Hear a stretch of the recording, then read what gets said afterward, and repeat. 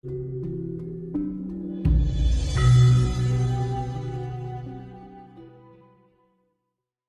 ada di belakang sana, depan. Kita ketemu partikel 2, 3, 4, 5, 6, 7 itu selalu di depan kita. Iya. Kalau melihat ceritanya Pak Gun ini sebenarnya prosesnya sangat lama Lama, banget ya. sangat sulit sekali. Bahkan sampai E3 ini mungkin belum ya Pak Gun ya. Terus kira-kira faktor apa yang menyebabkan itu begitu sulit sekali? Sekarang gini Mas. Jadi prasarana yang saya sebutkan tadi, Iya. hati dan pikiran bersih. Sementara kita mau bersih gimana? Waduh, paket aku sesok entek. Waduh, kayak kepiye aku ora di duit. Udah pusing. Waduh, istriku Iya, besok iya. bayar arisan. Iya. Waduh, ini tanggal 20 saya belum bayar listrik. Apa enggak mengotori pikiran?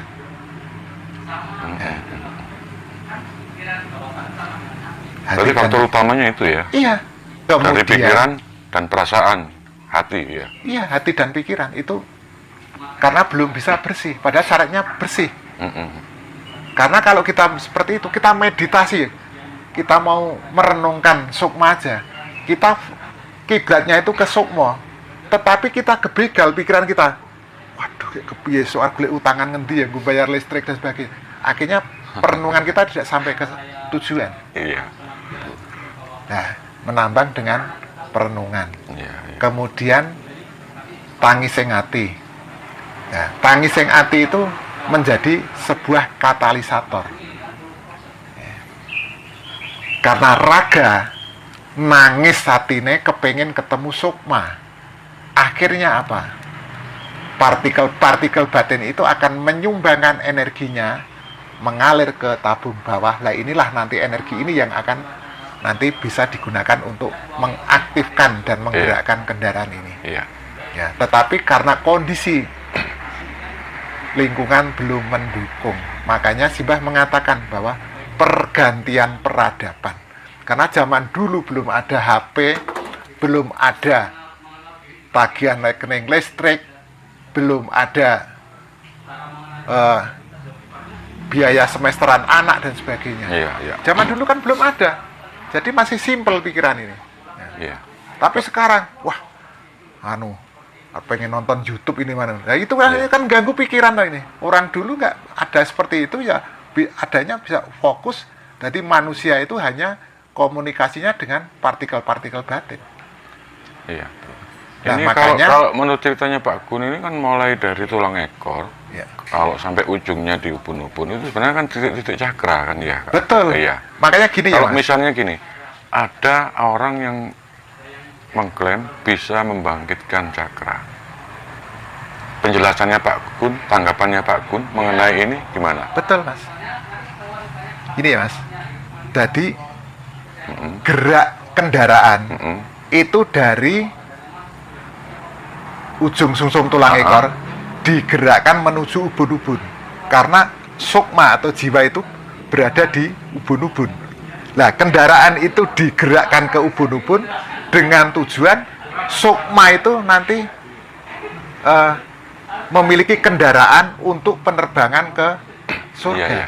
Maksud saya gini, ini kan prosesnya yang dilakukan kan diri sendiri yang melakukan. Ya. Nah, ini misalnya ada orang yang mengklaim bahwa dia bisa membantu membukakan cakranya. Misalnya si A bilang, oh Pak Gun, cakranya saya buka. Jadi orang lain yang membuka. Tanggapannya Pak Gun gimana? Kalau kendaraan dan reaktor, khusus untuk kendaraan dan reaktor, itu hanya bisa dilakukan oleh raga itu sendiri. Diri sendiri? Iya. Tanpa bantuan orang lain? Tidak bisa, Tidak orang bisa. lain tidak bisa membantu. Tetapi kalau cakra-cakra yang lain itu karena bisa aktif dengan energi yang ada di tabung atas di belakang rongga perut. Nah, kemungkinan juga orang lain pun jika bisa mendorong untuk cakra-cakranya itu aktif. Ya. Oke. Nah, gerak kendaraan itu ya Mas, itu seperti air raksa yang berada di termometer. Nah, air raksa itu akan naik itu kalau temperaturnya naik, didekatkan dengan suhu panas, energi, ya, suhu panas energi misalnya, ya, panas itu iya. ya. Kalau didekatkan dengan energi panas, maka air raksa itu akan naik. Ya. Tetapi nanti kalau begitu dijauhkan dari energi panas itu, maka air raksa itu akan kembali turun lagi. Sama halnya orang melakukan pernapasan susumna dengan bertujuan untuk mengunggah ke kendaraan ini. Iya. Pada saat energi yang masuk itu banyak, maka gerak kendaraan itu akan semakin tinggi. Energi yang masuk itu lebih sedikit, maka gerak kendaraan itu juga akan lebih rendah.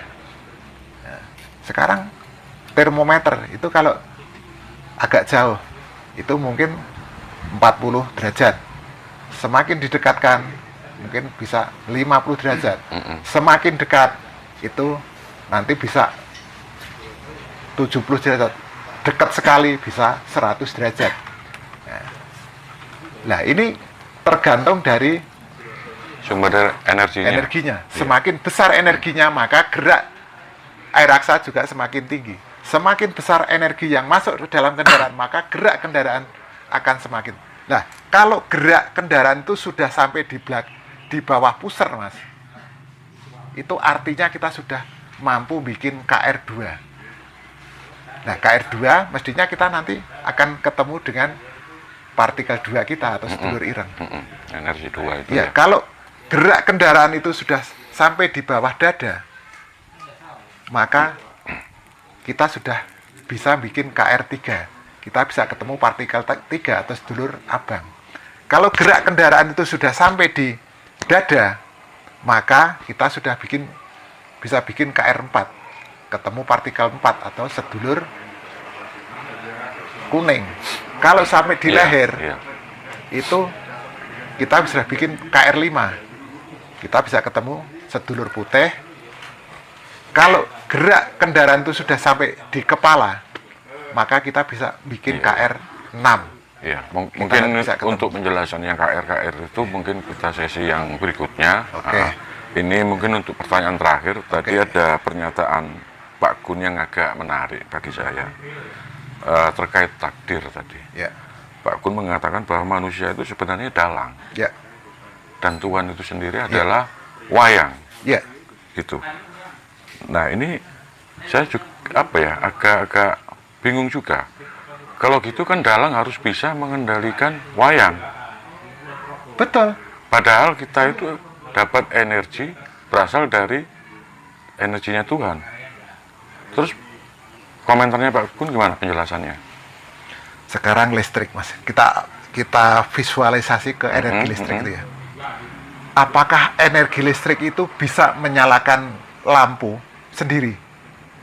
Tidak toh. Yang bisa menyalakan lampu itu adalah raga manusia, medset, saklar, maka energi listrik itu akan menyalakan lampu. Apakah energi listrik itu bisa menyalakan misalnya mesin kulkas? Tidak toh. Yang bisa mengkaryakan energi listrik itu adalah raga manusia dengan kulkas dicoloknya ke stop kontak. Artinya energi itu tidak mampu melakukan apa, dia hanya manut kepada raga manusia. Kalau dicopot ya sudah, saklar dimatiin, lampunya juga matiin. Jadi yang menggerakkan energi itu adalah raga manusia.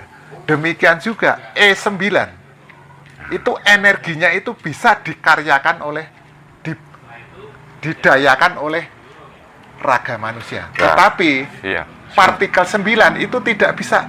Wah, gini, kalau ngomong energi 9 itu bisa digerakkan sama raga, sama jasad. Padahal kan sebenarnya jasad itu kan bisa menggerakkan karena ada energi itu sendiri. Raga itu hidup. Iya. Karena ada yang menghidupi, yaitu jiwa atau sukma itu. Ya. Raga itu dengan berkolaborasi trio tadi, raga, KR atau kendaraan dan reaktor jiwa yang ada di ujung susum tulang ekor, dan ilmu kasampurnan, ilmu Jawa kasampurnan ini berkolaborasi. Kalau raga manusia itu mampu bikin KR 9, artinya raga manusia itu mampu mengkaryakan energi partikel 9. Iya. Sebenarnya kontradiksi juga. Ketika Pak Gun tadi bercerita ketika mau bayar tagihan listrik atau bayar SPP bingung, ini kan sebenarnya kan katanya dalang. Iya. Kenapa kok sampai kebingungan? Katanya takdir itu yang ngatur dalangnya, manusianya. Ketika terjadi suatu masalah yang real, mau bayar SPP atau bayar apa, ternyata masih kebingungan, di situ dalangnya patut dipertanyakan, dalang kayak apa? Makanya, gitu. Mas. Ya. Makanya, jadi manusia atau raga manusia itu diberi banyak cakra-cakra atau pesawat-pesawat batin. Tapi Mbah Jono hanya mengambil 2 karena yang 2 ini aja sudah cukup untuk kepentingan kita. Untuk kepentingan Wasono besok, untuk kembali ke surga atau menuju ke ketiadaan, itu dengan KR. Tetapi untuk kepentingan madya, kepentingan duniawi ini, kita bisa menggunakan pesawat batin namanya cipta yang ada di hati. Orang yang ciptanya sudah hidup, ibaratnya seperti wong lumpuh ngidri jagat, Mas. Jadi raganya itu di rumah, itu yang bekerja ciptanya, Mas. Saya tidak pernah bekerja, Mas, tapi saya bisa menghidupi keluarga. Itu saya menggunakan pesawat yang ada di iya, mungkin kejadian yang kayak itu contoh kasusnya mungkin banyak. Ya. Yang tidak kerja tapi bisa menghidupi anak keluarga itu banyak. Cuman kan jadi aneh kalau masih kebingungan, masih ada kekhawatiran, ini duit sudah habis. Itu kan sebenarnya dalang kan tidak sampai sekarang segitu. Gini ya. Dalang itu apa mesti bisa menggerakkan semua wayang? Karena apa? Dalang itu kan sebatas pada lakon yang bisa dia perankan. Ya. Kalau lakon ini dia menggerakkan Harjuna, Puntadewa, Kresna, kemudian tokoh Ngastina misalnya kayak Durna, kayak Sengkuni. Tetapi ada wayang-wayang yang lain itu dia tidak digerakkan oleh dalang ini. Karena apa? Karena di dalam lakon ini tidak memerlukan itu. Sama aja manusia ya. Manusia itu menjadi dalang itu kalau manusia sudah mampu menguasai energi-energi batin itu, Mas. Jadi raga manusia ini ya nggak bisa jadi dalang. Karena apa? Kita nggak punya energi batin, kita belum bisa mengeksploitasi energi batin, kita tidak mampu mengaktifkan pesawat-pesawat batin. Bagaimana kita akan menjadi dalang? Kita belum bisa menambang energi batin itu. Berarti pernyataannya Pak Gun yang mengatakan takdir itu sebenarnya yang pegang kendali manusianya itu hanya pada manusia tertentu, bukan pada manusia secara umum. Contohnya Mas apa, Mas? Tadi Pak Gun kan mengatakan terkait takdir itu manusia ini sebenarnya dalangnya, Tuhan itu wayangnya. Kan begitu. Pengertian saya gini ya, Mas. Jadi partikel 9 itu dia pasif, Mas. Dia tidak bisa berkarya apa-apa kalau tidak dikaryakan oleh manusia. Tetapi tidak semua manusia mampu mengkaryakan E9. Orang E2 aja manusia tidak ada yang bisa. Iya, berarti pernyataan takdir itu yang menjadi dalang manusia itu hanya pada orang tertentu. Tetapi yang bisa jadi dalang itu adalah raga manusia. Partikel 2, partikel 3 sampai partikel 9 itu tidak bisa menjadi dalang. Tetapi raga itu bisa jadi dalang. Tetapi tidak semua manusia mampu menjadi dalang. Apa kalau semua itu dalang ya nggak ada yang nanggap wayang, nggak ada dalang. Jadi hanya manusia yang mampu mengkaryakan energi-energi batin. Dia mampu menjadi dalang. Itu. Oke, Pak Gun, saya kira untuk sesi kali ini cukup sampai di sini. Saya ucapkan banyak-banyak terima kasih atas pemaparan penjelasan menurut versi Maaf Mas, ilmu mungkin Jawa sedikit saya mau Kasungkulan. menitipkan pesan itu ya Mas. Iya, Jadi kami melihat mendengar tentang sedulur papat itu ya, karena ada perbedaan ya. Jadi dari sedulur-sedulur yang lain mengatakan bahwa sedulur papat itu kakang kawah, adi ari-ari, kemudian rah, tali puser. Ada yang mengatakan bahwa sedulur papat itu kakang, satu kakang, kawah, adi, ari-ari. Ada yang mengatakan seperti itu. Karena saya melihat YouTube dari ini. Tetapi di Jawa Kasampuran itu yang disebut sedulur papat itu adalah partikel 2, 3, 4, 5, yaitu sedulur sing cahyane ireng, abang, kuning, putih. Karena apa? Sedulur papat itu dengan raga itu pada saat di dalam kandungan itu menjadi satu tempat, Mas. Berada di satu tempat, jadi satu. Setelah lahir itu juga menjadi satu, tetap jadi satu.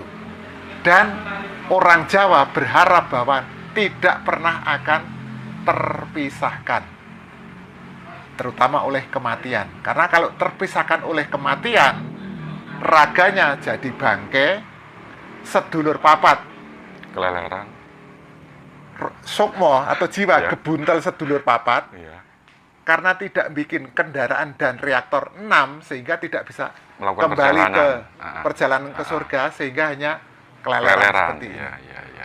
Nah, tetapi kalau disebutkan bahwa sedulur papat itu kakang kawah dan adi ari itu termasuk sedulur papat, itu oleh kelahiran saja sudah terpisahkan. Padahal mestinya runtung-runtung, renteng-renteng, dedencengan, pepindaning ganggeng lan lumut. Jadi di dalam kandungan jadi satu, lahir tetap jadi satu, dan tidak akan terpisahkan karena nanti akan sampurno bebarengan.